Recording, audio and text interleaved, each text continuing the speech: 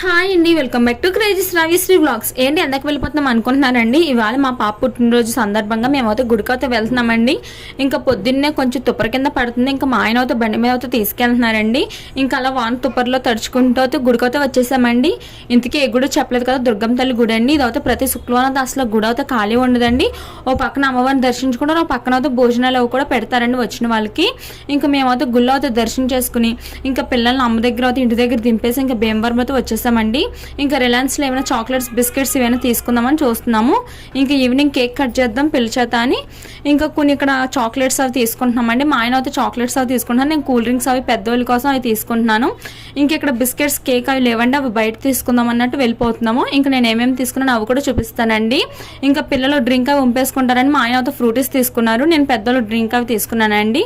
ఇదండి ఈరోజు వీడియో. మీకు కనుక ఫుల్ వీడియో కావాలంటే వీడియో కింద లింక్ ఇస్తానండి, వెళ్ళి చూడండి. Bye friends.